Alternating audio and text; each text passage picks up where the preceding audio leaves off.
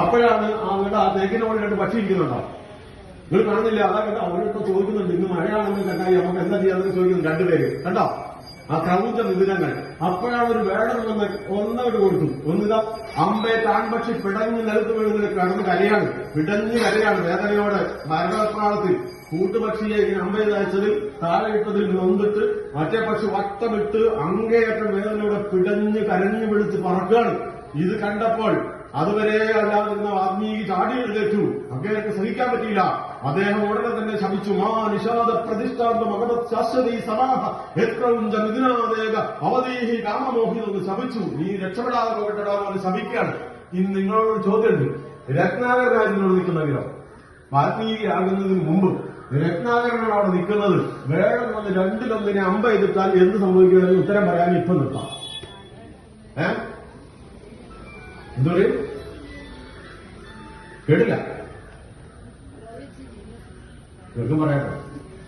എന്ത് ചെയ്യായിരുന്നു ഞാൻ പറയട്ടെ, എന്റെ അഭിപ്രായം പറയാം. വേറെ തന്നെ വിളിക്കാൻ അടുത്തതിനും കൂടി താഴെ കളാൻ തുടങ്ങി. പിന്നെ ഒരു അടി നടക്കും. അതെന്നാണെന്നറിയോ, ഒന്നിനെ ഞാൻ പറഞ്ഞിട്ടില്ലേ താഴെ കളി, ഒന്ന് എനിക്ക് വേണം.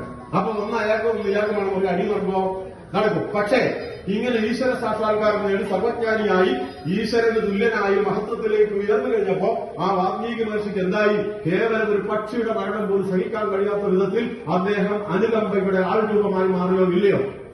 സത്യം പറ, മാറിയില്ലേ? അപ്പൊ എന്തായാലും അർത്ഥം, രാമായണം വായിച്ച് തീരുമ്പോ നമുക്ക് എന്തുണ്ടാവണം? നമ്മുടെ മനസ്സിൽ പരിവർത്തനം വന്ന് അനുകമ്പയുള്ളവരാവണം. ധൈര്യമുണ്ടോ? എത്ര പേർക്ക് അനുകമ്പ കൂടിയിട്ടുണ്ടെന്ന് എഴുന്നേറ്റ് നോക്കണം.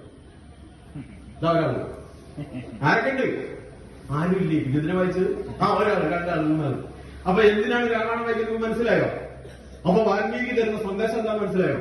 എന്താണ് ഞാൻ മനസ്സിലാക്കിയത് പറഞ്ഞു? നിങ്ങൾ ചോദിച്ചാൽ നിങ്ങളൊക്കെ പറയുന്നത് എനിക്കറിയാം. പക്ഷെ സമയം പരിമിതി കൊണ്ട് ചോദ്യോത്തരത്തിന് നിവൃത്തിയില്ല. അപ്പൊ ഞാൻ മനസ്സിലാക്കിയത്, ഏത് കാട്ടാളനായിരുന്നാലും എത്ര കുഴപ്പക്കാരനായിരുന്നാലും ഒരറിവില്ലെങ്കിലും ഏത് ജാതിയായാലും ഏത് മതമായാലും ഏത് ദേശക്കാരനായിരുന്നാലും ഈശ്വര സന്നിധിയിലേക്ക് ശരണം പ്രാപിച്ച് ശരിയായ ആധ്യാത്മിക ജ്ഞാനം പകർന്നു കൊടുത്താൽ ആ മനുഷ്യന് മഹത്വത്തിലേക്ക് ഉയരാം എന്നല്ലേ? സംശയമുണ്ടോ? ഏതൊരാൾക്കും എന്താകാൻ പറ്റും? നല്ല മഹത്വമുള്ള മനുഷ്യനായി ഉയരാൻ പറ്റും. പിന്നെ ഏത് മഹത്വമുള്ള മനുഷ്യന് വേറെ തിരിച്ചു ആകാൻ പറ്റില്ലല്ലോ. ശരിയാണോ? പറ്റില്ലേ? അങ്ങനെയുള്ള ഒരു ഉദാഹരണമുണ്ട്.